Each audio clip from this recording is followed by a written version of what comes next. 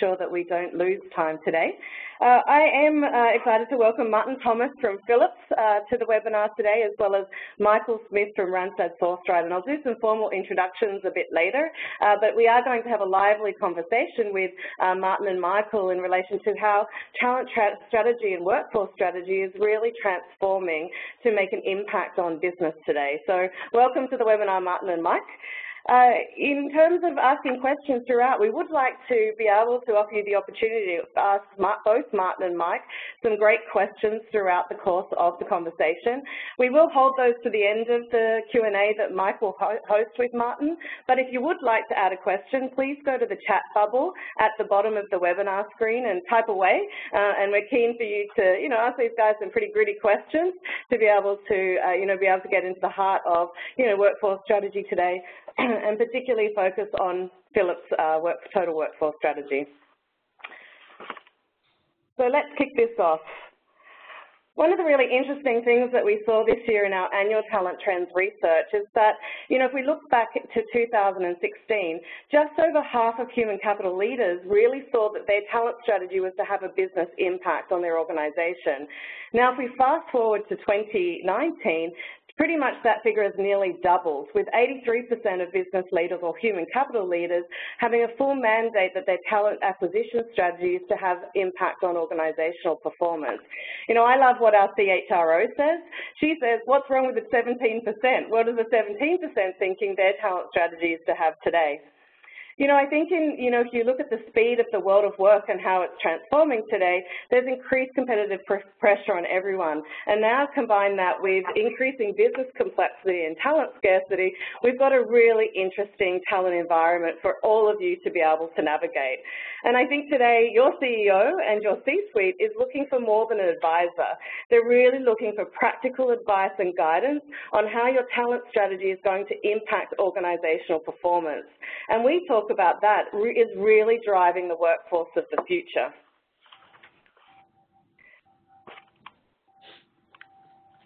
So where does this research come from? So every year we conduct the Talent Trends research with over 800 human capital and C-suite leaders across 17 countries.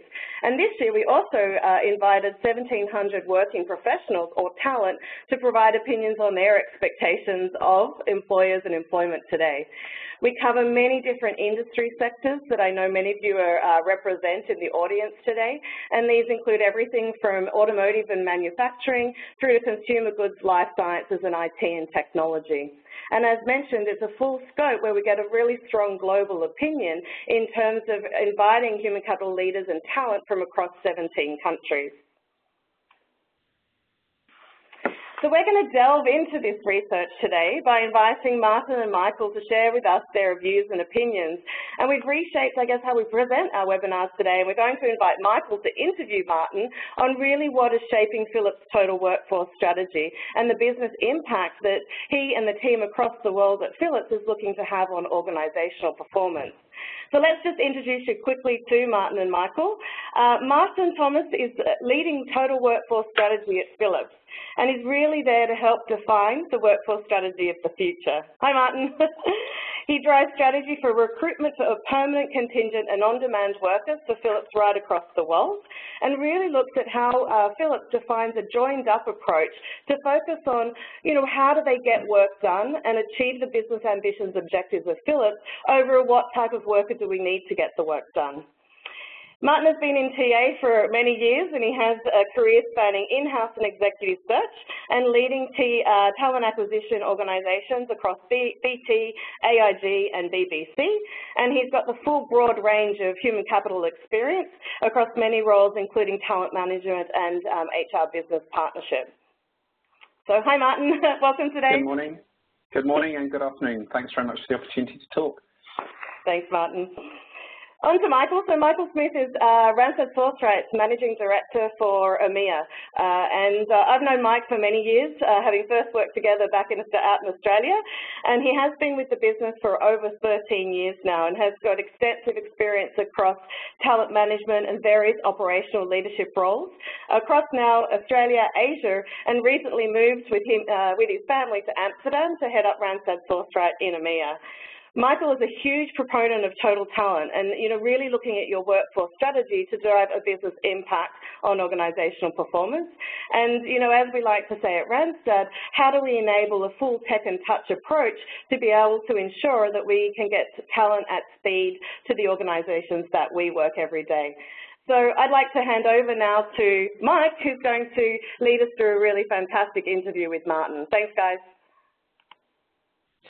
Thank you, Lou. And maybe just before we get started, I think it's good to highlight some of the trends that we saw come out of our research that was undertaken this year. And I think the first one, which is very pertinent to the conversation that we'll be having with Phillips today, is around companies hiring for the work and not necessarily the job as in the traditional sense of how they used to.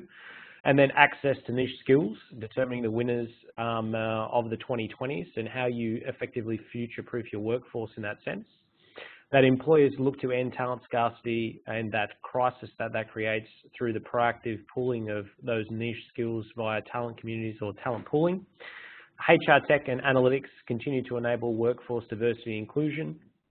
That we see HR going on a tech buying spree to get access to talent and continuing to take a little bit of a Lego brick approach to plug and play technology. Talent insights continue to elevate the role of the CHRO, that there's short-term relationships with talent will continue to hold employees back, and we see that with contingent organisations at the moment taking the view of how do we, if we treat our employees like hired help, well then typically they act like hired help and our customers experience it that way. Then in addition to that, we have next-gen talent analytics creating even greater expectations for the role that HR will play in the future. The impact that we see robotics and AI and process AI having on filling chronic job vacancies.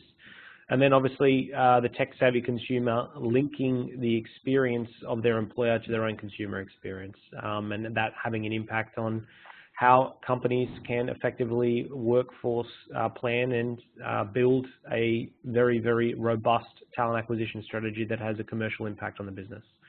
So there are our top trends, and we're going to try and cover them in the conversation today. So Martin, thank you very much for joining us. My pleasure. Thanks for asking. Maybe just to start with, we understand Phillips is obviously on a journey at the moment to really redefine what the company is known for. Can you start by just walking us through that? Yes, certainly. So Phillips is on a journey to becoming a health tech company, so focusing purely on healthcare technology. People will have known us in the past for lighting. Indeed, I first joined the lighting division of Phillips. That's now been renamed Signify and floated off as a separate organisation. Phillips used to make televisions. We don't do TVs, we don't do lights anymore. We're a health tech company, and we focus on what we call the healthcare continuum, so looking at people's health from home, healthy living, prevention, diagnosis, very personalised treatment through the level of data you can have, care in the home through remote monitoring and remote systems, and then the cycle back continues, and all of that underpinned by having very connected care, connected through digitalisation. And that drive towards being a health tech focused company is really driven by four things we see going on in the marketplace. One big one is resource constraints, and that could be resources of workers, skill, capability, how to get work done. But also resource constraints around raw material. We talk about the circular economy, trying to get as much reused as possible, rather than a linear economy where you use it, you make it, then you throw it away. So recycling in refurbishing MRI machines, for instance. An aging population and the rise of chronic illness, so people are living longer. Surviving certain diseases and needing treatment for other diseases. Very closely linked to that is very big increase in consumer engagement, customer engagement. So most people in the developed world will probably look up their symptoms before they go and see their medical professional. So the ability to provide that information to help patients in their own self-diagnosis actually makes it easier for the medical professionals because the research is being done for them. And that is entirely supported by digitalization. And just like every other company, we fight in that war for talent, for digital, for tech talent. So those are the changes we see going on externally, and that's helping or driving Phillips towards focusing on becoming a health tech company. Excellent, thank you. And maybe in light of that last comment, what sort of challenges and/or opportunities is that new strategy having on your talent acquisition strategy in effect? So we are much more focused on that digitalization, and the whole digital environment is one of our strategic capabilities as an organization. We set up, so we overinvest in that space. So we set up specialist talent acquisition teams. We invest more in talent, in the development of that talent, in growing our own talent in that space, and in deploying that talent in the most effective way. So we identify some strategic capabilities and then we overinvest in those areas. And if you look at our research, what we saw was 80% of employers surveyed said that the goal of their talent strategy is about what they call total value creation for the business. And I know personally at Phillips that you're focused on creating kind of the workforce of the future, if you will. Yeah. What are the core pillars that are kind of standing that up at the moment for your talent strategy? And maybe separate to that, how do you concretely convey back to the business that they're having some sort of quantifiable business impact? So our HR strategy has got 3 pillars. We look at creating that culture of performance. So for those areas, for all areas, we get people performing to the best of their ability. We have a focus on inclusion and diversity to reflect our customer base and also to reflect where the skill and capability is found out in the marketplace. And finally, we have the third pillar is the workforce of the future. And talent is critical to all of those, but it's probably within the workforce of the future that talent acquisition, of both permanent and contingent, has the greatest impact. And in terms of the impact, it's making sure we get the right skill and capability, irrespective of location, of channel, of contract, of type of worker. So embracing all of the different ways that we can get skill and capability into the organisation, no matter where it is around the world. And how are you then measuring that has a quantifiable business impact? So we measure, and there's no one answer to this, but we measure the makeup of the organisation. So how flexible is the organisation? What the contingent element of that is. We also measure take-up of new channels and new ways of getting work done. We measure where we're getting the work done in response to where the talent or the skill is available in the external marketplace. We place a huge focus on external labour market insights, external labour market intelligence to understand where the skill and capability sits. And often that will mean that the talent acquisition team is advising on the location strategy. So we can see changes in location and uptake in the ability to acquire skill and capability in those new locations as a result of some of that input. Of course, we monitor cost and we have some fairly sophisticated cost modelling scenario planning tools.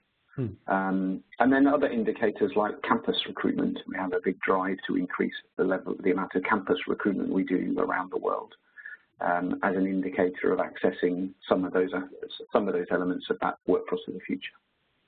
And Martin, you talk about breaking down those traditional barriers that exist within an organisation on how you get work done, irrespective of whether it's a contingent, a freelancer, etc. Can you describe the steps that you've taken and some of the steps that you continue to take to kind of drive that total workforce approach within Phillips? Yeah, sure. I guess the first one I'd say was me, not me personally, but we took the decision to set up a total talent management team within talent acquisition. It's a brand new role, and I moved into that in mid-2017. So Phillips decided to set up a team to focus on total talent, and as part of that, the second immediate step after that was to transfer ownership of our contingent labour program from procurement to talent acquisition. And the rationale for that was to put the leadership and the strategy for the acquisition of both the employee workforce and the contingent workforce in one place together.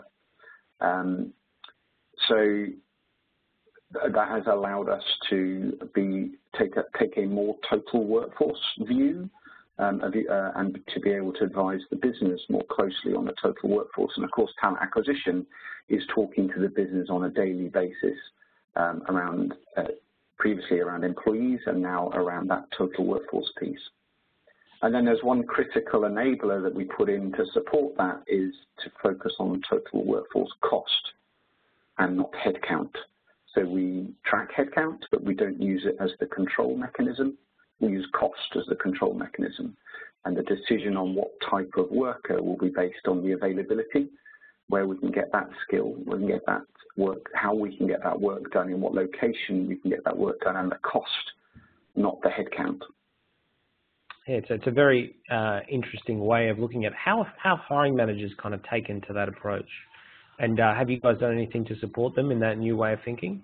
Yeah, so we came up with this by looking at what's going on in the external market, looking at what the impacts were. But one of the critical inputs was doing a survey of all of our hiring managers, every single one of them. We have about 2,500 assignment managers of contingent workers. We surveyed them all. We also then interviewed the top 60 in our major markets, so across EMEA and the Americas. And the prime reason that people gave for selecting a contingent worker was that they didn't have a headcount for a permanent employee. Well, in that workforce of the future, the prime reason needs to be, this is how I'm going to get the work done. And then underpinning that is they didn't have visibility of the different options and the different costs of different ways of getting that work done. So a manager in a particular location was very familiar with that location, but didn't have access to data on other lower cost locations, either within the same country. If you think of the US, there are huge cost differentials between different cities in the US. Or if you think within a region, moving from country to country, even if it's moving from, within a region, so cost differential between Western, Central and Eastern Europe, for instance, or different areas of Asia-Pac, which you'll be as familiar with as I am. So it was making that information available and giving them visibility of the workforce costs. And as I mentioned before, critical to that was external labour market insights. And we have an excellent talent intelligence team within our TA function who spend an awful lot of time researching the external market, because that's what has to drive what we do, because we are focusing on that acquisition of skill and the entire time.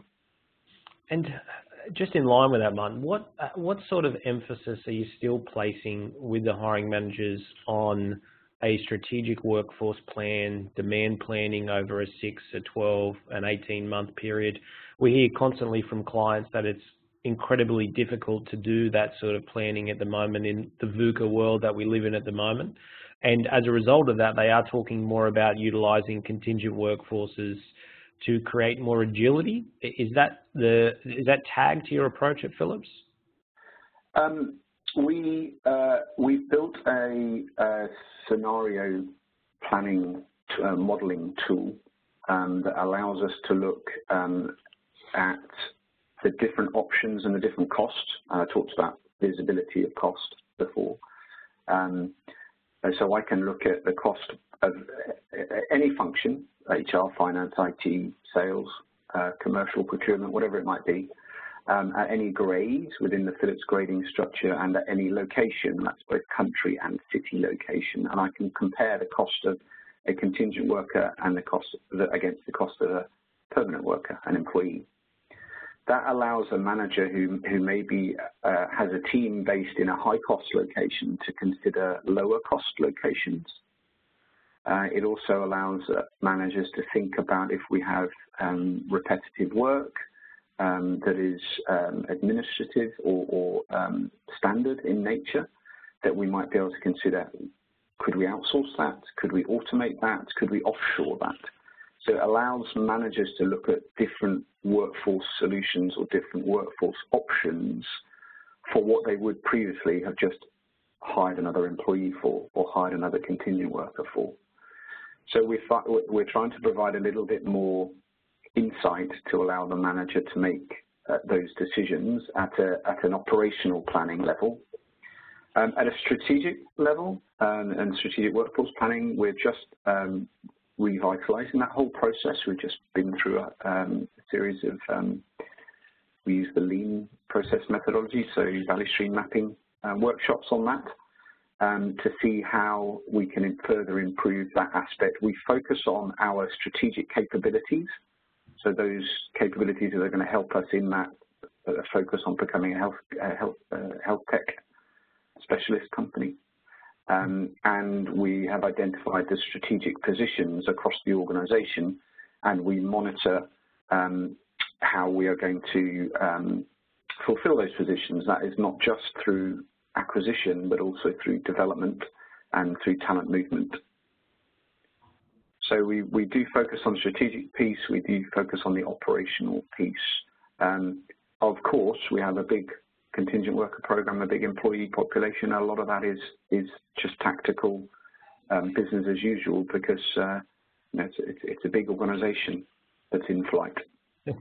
Absolutely. And how long ago did you start on this evolutionary approach with Phillips? Just trying to link that with some of the expectations that we'd have with our audience and managing those. Sure. Yeah. How long ago did you start? And if there are individuals in the crowd who are looking at starting their own journey towards where Phillips is at the moment, do you have some concrete 1, 2, 3 steps that you think they should take?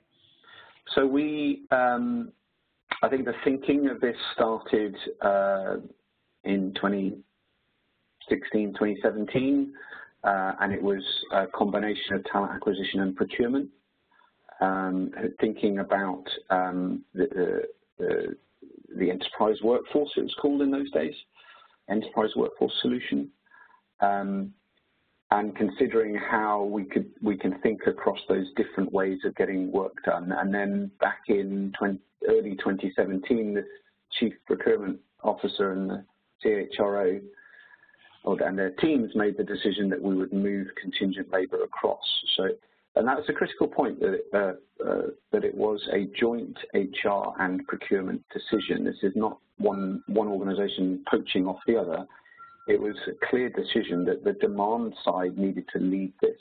We need to understand the demand side of the organisation, the customer, the hiring manager. And that TA were in the strongest position because they were talking to the same hiring managers every day about permanent work, but never having a conversation around contingent. And if we could bring the two together and partner with procurement, and then bring the concept of total workforce to the manager, then that would be a much richer conversation. So that would have been 2017, and I said in June 2017 I took up the position, but the thinking had been done of the idea of doing it. We then went in and finalised the design and the implementation. That's what we've been driving for the last 18 months. Excellent. And with your eye, you mentioned earlier a little bit on the workforce of the future, looking out in all those different countries around the world and kind of proactively pipelining talent. What role is talent communities or talent pooling playing in your business currently? And obviously the dreaded acronym GDPR can sometimes have an impact on that as well. Are you seeing any challenges there that are impacting your candidate outreach and management? So to answer your first question, we have been building talent communities and outreach to permanent candidates, employee candidates for many years. The passive candidate, the candidate that is not active looking, has long been the highest performing starter for us. So the person that joins and we track performance over the next 2 years, passive candidates that we reach out to have been one of our highest performing, highest quality channels for many years. And we use a CRM system to monitor. We put things like silver medalists, people who come second on an assignment will go into a talent pool. We do active outreach, we run campaigns, we use a whole variety of social media. We have a very active recruitment marketing team who build those pools, raise that awareness of Phillips as an organisation and of course the change within Phillips. We have started now to do that within the contingent workforce, the external workforce as well. We've started trialling a couple of areas within in the Netherlands. We now post our assignments on our career site, so our contingent assignments go on the career site. So freelancers are able to see those and select for themselves an assignment that might be of interest, but they can also select to join our talent pool. It's curated for us, so it's managed by to ensure we have the right quality there and the right communication with those workers. And then our MSP is able to go in and select for those as potential candidates, potential workers on an assignment. So we've just started doing that in the contingent space, and one of the key things we did is put that on the career site, because the Phillips career site, the brand is very powerful. To answer your question on GDPR, it's a storm in a teacup. We have there's legislation that you need to follow. If you follow the rules, you'll be okay. We follow the rules, we've been okay. We have this as a standing item on our global TA leadership call every single week, and we've never had anything arise. I'm touching wood right now, and everything is crossed that that's still the case. But fortunately, there is legislation, there are rules that you have to follow. If you follow those rules, then you will be okay. Well, we've talked a lot about this morning about things that are going well, things that Phillips have invested in that you've got a return from. Can you tell us a little bit about some of the challenges, the things still on your to-do list that haven't gone the way that you would ideally have liked them to? I think the biggest one is some of the gig platforms, the on-demand talent platforms. We have been very keen to engage in that space and to get some of those on board, but we made the decision that we want to do that through our contingent labour program, because we want to make the manager experience as easy as possible, not as difficult as possible. We don't want the manager to have to solve billing and invoicing problems and cross-border taxation issues and cross-charging questions and opening us up to misclassification risk because we engaged the worker in the wrong way or treating them in the wrong way. Liability, IP, all of those compliance and governance issues that as a major enterprise, we have to be completely clean on. So we want to run the gig economy, the on-demand talent platforms through our program. And as an enterprise, I'm not sure we're fully ready because we have complex systems. We have high volumes, large numbers of hiring managers, and it could overwhelm a smaller on-demand talent platform. At the same time, the on-demand talent platforms aren't ready because they have different approach to risk, different approach to liability, to IP, and they maybe can't meet some of the stringent requirements we have. And then there's a third piece which I think is not ready, which is the legislation. So the legal structures around employee rights, around taxation, around just the whole world of the legal world of work hasn't yet caught up with the growth in the gig work, and how do you treat that work? How do you classify that work, and how do you tax that work entirely appropriately? So that piece is the one that we're struggling with at the moment. We deliberately have not done it off the side of the desk. through purchase order numbers or P cards or expenses, because we want to do it provide an enterprise level solution. But we're working hard on that one. Thank you. And you mentioned a little bit before about the way that you get work done and the seamless vehicles that exist across Phillips for the hiring manager to kind of make those choices based on analytics of how they best get that piece of work done, whether it's strategic, tactical, etc. We constantly hear that a big part of doing that well is making sure that you treat your contingent workers as one of your own. And we saw that come as a trend in the top 10 talent trends of 2019, that those employers that focus on short-term relationships with talent will obviously hold them back. What's Phillips doing in that space to make sure that contingent workers aren't treated like hired help effectively? Yeah. So I'll refer back to the legislation again just for a moment. We have to be careful in different geographies in how we treat the contingent worker, because we have to protect them and protect ourselves. And if we treat them too much like an employee, then the tax authorities will want to tax them like an employee, as an example. So we have to be conscious of the legislative environment, country by country. Absolutely. But I mentioned the career site. We, working with our recruitment marketing team, we did work, run some focus groups. We did interviews with freelancers, with contingent workers, to find out what it is they want, and what do they look for from an organisation to try and make Phillips an attractive brand to the contingent worker as well as to the employee. We have long had an employee value proposition, an EVP. And we did work to expand out from that and create an assignment value proposition, so an AVP. So what does it mean to a contingent worker? What are they going to get from Phillips? Why would they want to come and apply to Phillips? One of the key messages we got from them was that they want to apply direct themselves without going via a third-party agency. Well, you can do that today if you're looking for an employee role. Why should you not be able to do that if you're looking for an assignment role? Hence putting the assignments on our career site in the Netherlands. We can't do that in every geography yet because of the legislation, but we certainly can make ourselves available and get the information available to people that what they will get out of an engagement with Phillips. And the reason we want to do that is that in this future of work, we see people coming and working for us as an employee, going away, doing a gig somewhere else, coming back, doing an assignment with us, going off and doing a couple of other gigs, doing a gig back with us, and maybe coming back as an employee at another time in the future. So we need to make that as seamless as possible, as easy as possible.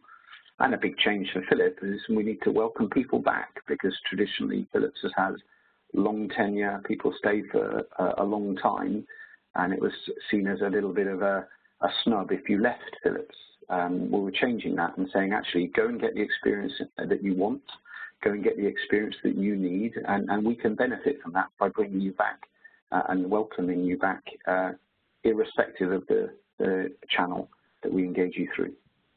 And are you seeing hiring managers adopt that new way of thinking? And is HR and talent acquisition playing a role in helping that adoption? Yeah, I think absolutely. We're seeing people come back. We're seeing a much greater recognition that people will move around. This focus on workforce cost means that you can get the right worker in the right place at the right time and at the right price. So managers don't now just naturally replace somebody with the like for like. They think about the choice that they have. We've taken a lot of effort to work with HR because they're, of course, a key advisor to the business. So talent acquisition, upskilling the HR business partner with things like that scenario planning tool I mentioned. We're doing a lot of work around decision support, so we can make that decision-making toolkit available. And that will be across both our HR teams, but our talent acquisitions teams, across the MSP team, because we should all be advising and providing the same advice, the same decision-making criteria to the business. At the end of the day, we want to get the work done in the best possible way. So yes, I think we're seeing that. Of course, it's a journey. It's a change, but change is that one continuum in life, isn't it? Absolutely.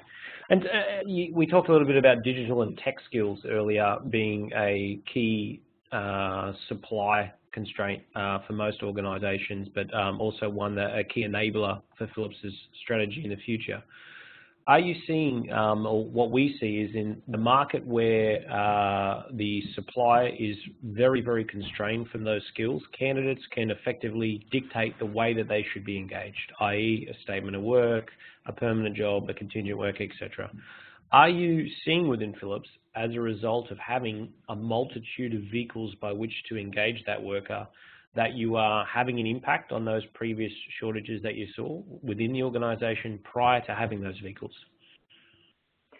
We have more choice on how we can get work done, and by creating the visibility of the cost of the work and the availability of the skill,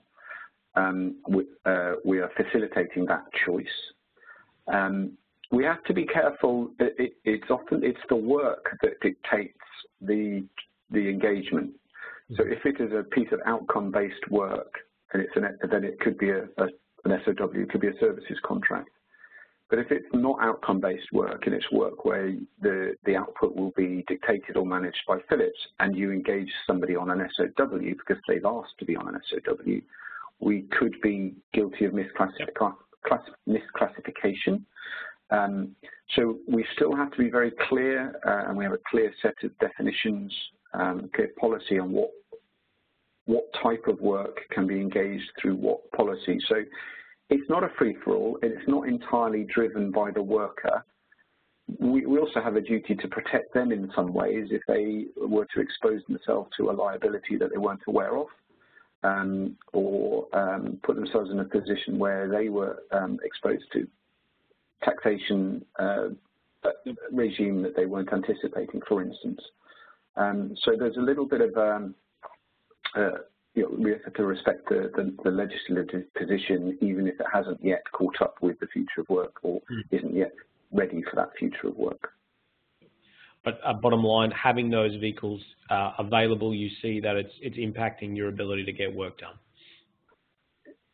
Absolutely, we are getting more choice. We're able to get the work done where the skill and capability is available, and we know we're able to do it at the right price. Maybe we can switch gears for a second, Martin, just talk a little bit about technology. And we saw that in this year's results that the percentage increase in talent leaders saying that technology is having an impact on their strategy jumped by 20 percentage points to 92%. How do you at Phillips decide which technologies will have the biggest impact on your strategy? How do you stay across all what's happening in the market, given that we see that there's over, I think, 450 new HR technologies every year with an average lifespan of only 7 months? Yeah. How do you decide what you do and where you plug it? You could spend all day looking at tech, couldn't you? We do. We are all constantly looking at emerging technologies, either through our partners or directly ourselves. I think one of the things we do is we join conferences and webinars like this. We come and find out what's going on in the marketplace. We like to listen to the other great ideas that are out there and hear what other people are doing. We have memberships of a couple of the industry bodies, be that within the employee space or within the contingent space.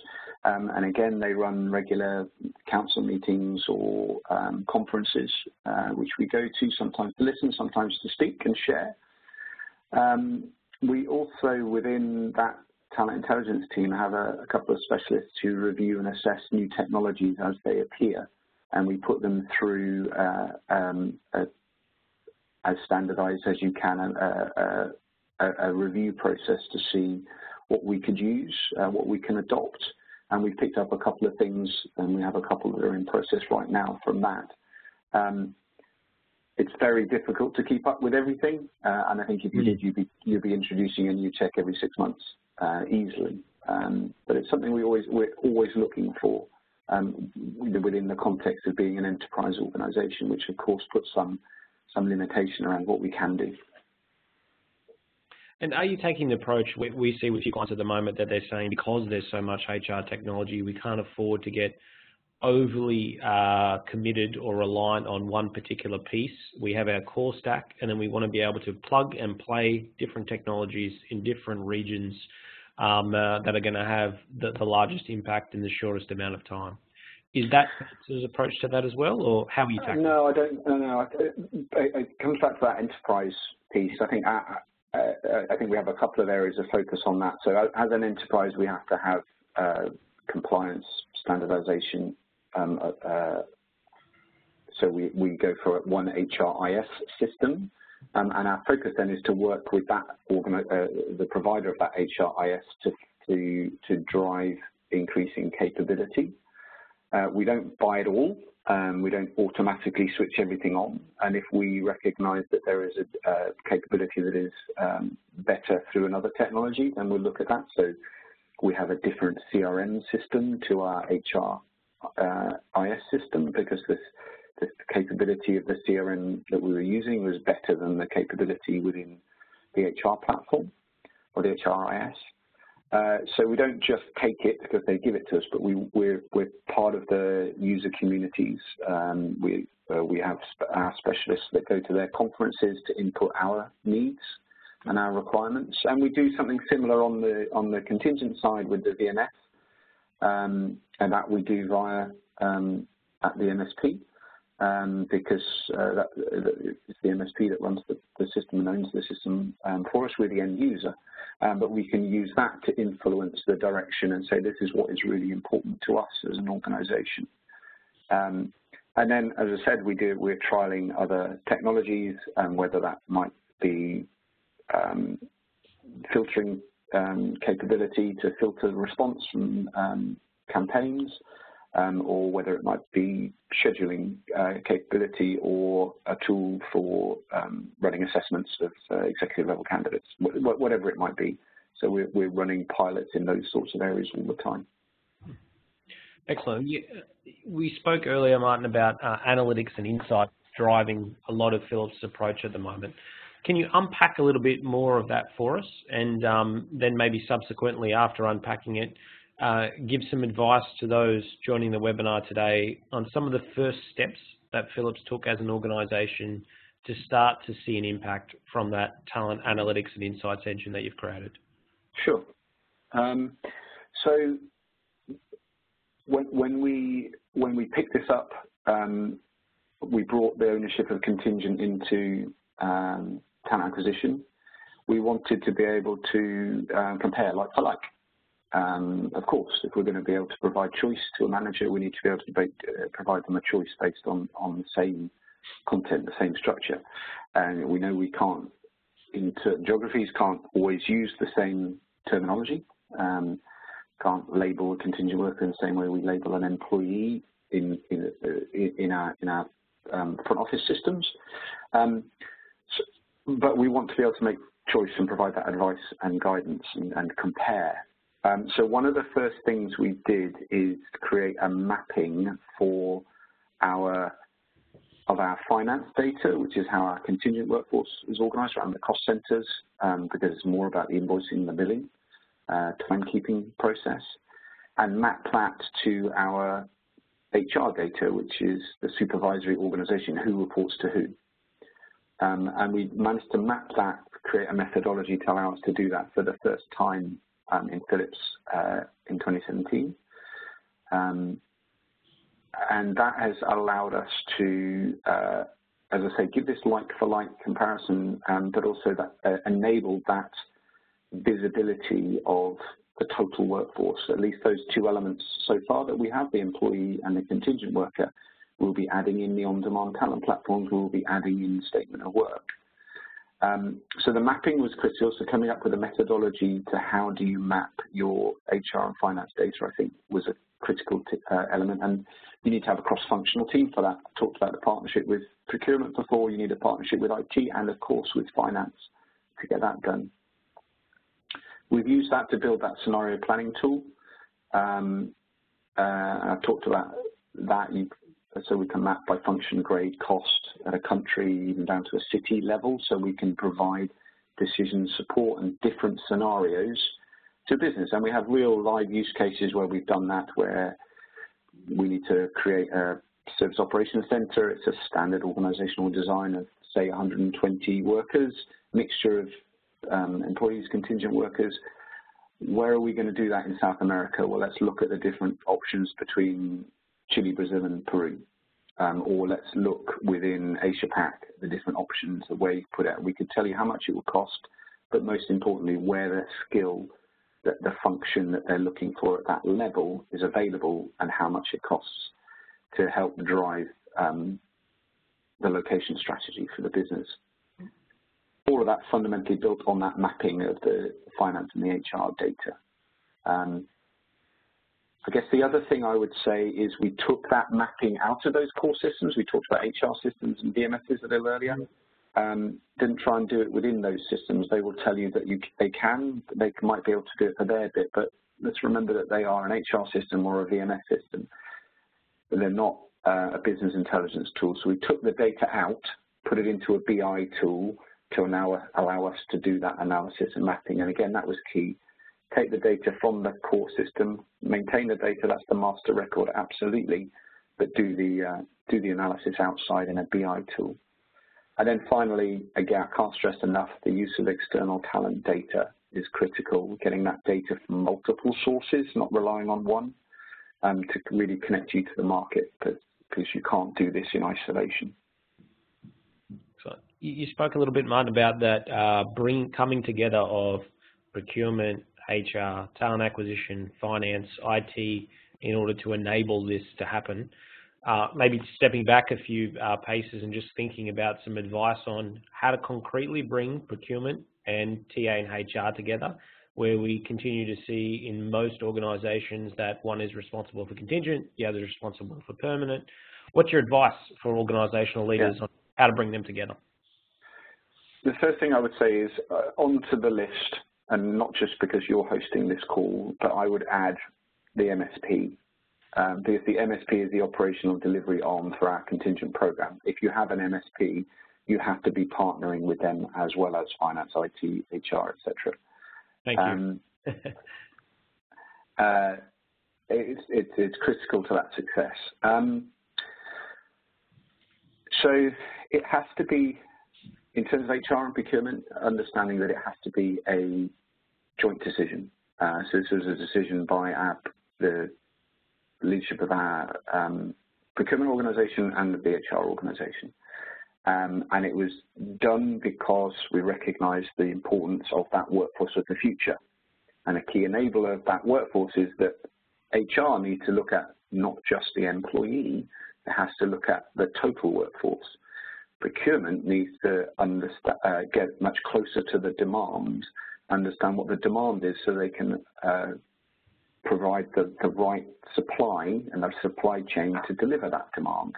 And then, of course, procurement have a critical role in the commercial, the governance, the compliance, the contracting of those services. So how do you bring those new ways of working in a compliant way into your program? So it really was taking the benefit of all of the expertise on all of those different partners, all those elements of the group. But the decision had to be a joint decision. So if you are starting out and you are within TA or HR, you need to be talking to your procurement leaders and getting them lined up with the idea of a total talent journey.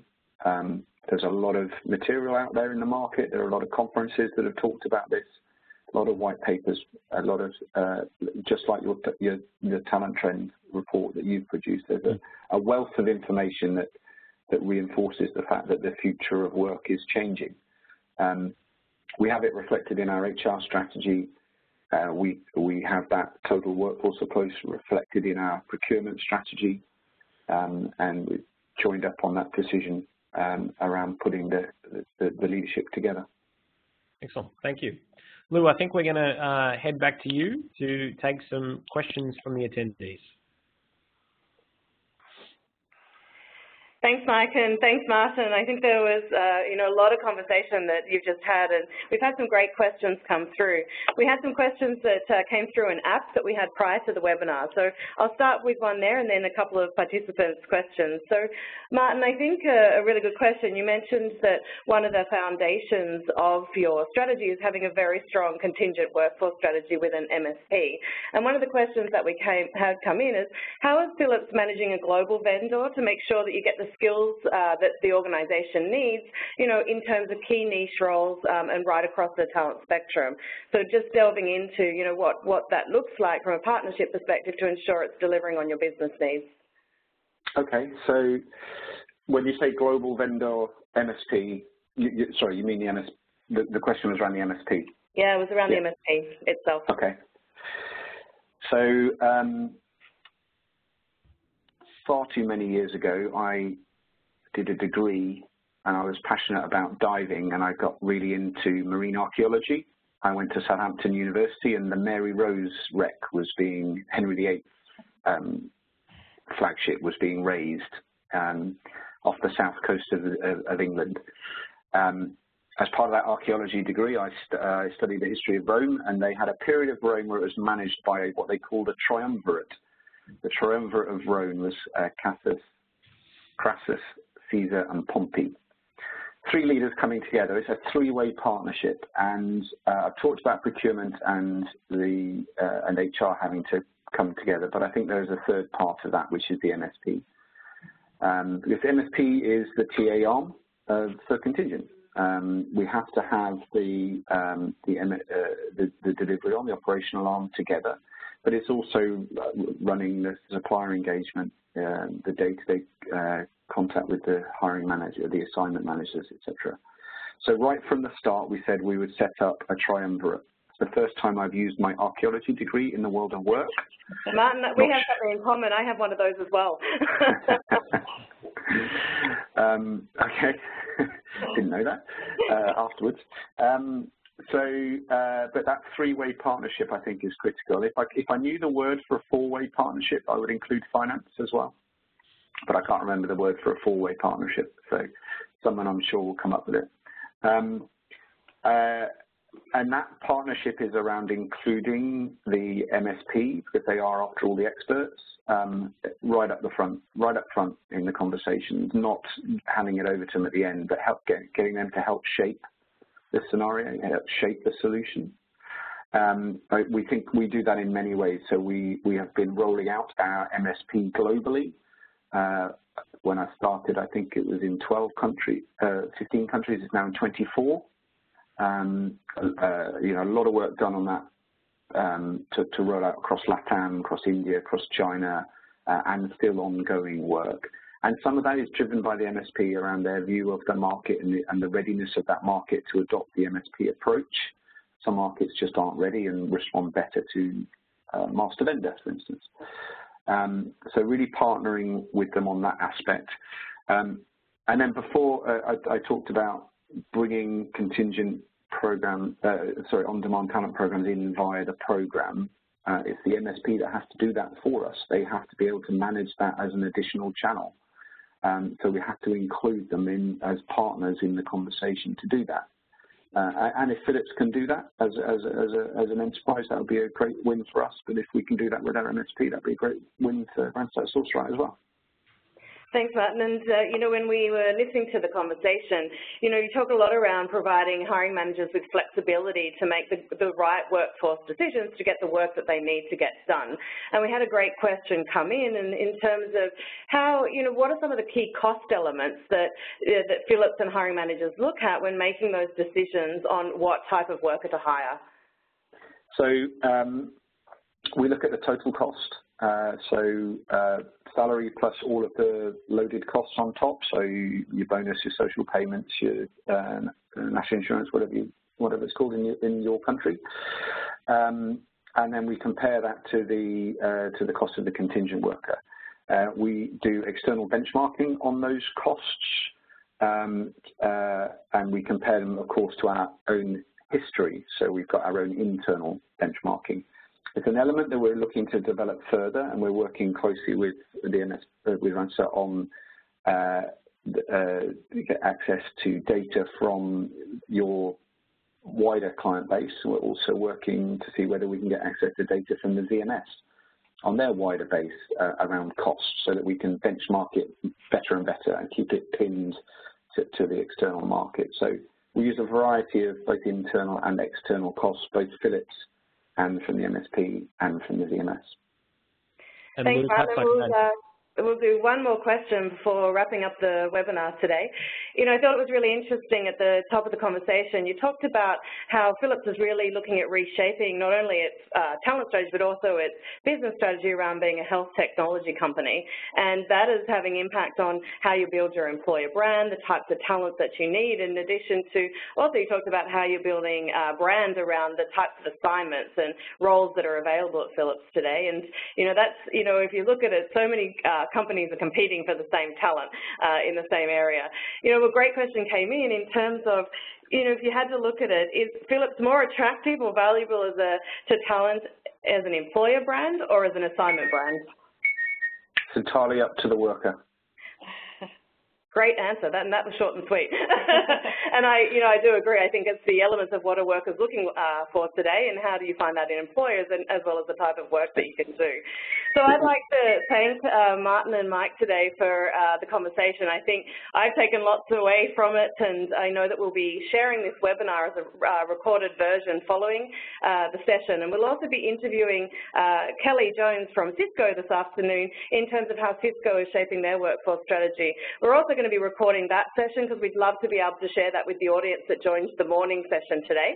But thank you again to Martin. I think what you can see is that Phillips is taking a very proactive approach to how it's building its total talent model to deliver on workforce agility, but most importantly, business agility. And I think we can take a lot away from how we're even defining how to use analytics to shape how hiring managers can make decisions at the desk level. Because I think at the end of the day, we've talked about it, haven't we, Martin? The easiest that we can make it for hiring managers to get the work done in the company enables TA to have a very strategic role in adding business value. So thanks to Martin and Mike today. My pleasure. Can I just say there's quite a few questions that come through on the chat. So if you can leave it open for a couple of minutes, I'll try and respond to those as people are taking the time to ask the question. I'll type them back a response. Perfect. Martin, I've captured them as well for you, so I can share those with you after Brilliant. The webinar too. So thank you, everyone. We'll wrap up today, and we look forward to bringing you our next Talent Navigator webinar in June, and we'll see you on that one. Thanks, everyone. Bye, Martin. Thank you very much. Thanks, Luke. Thanks, Mike.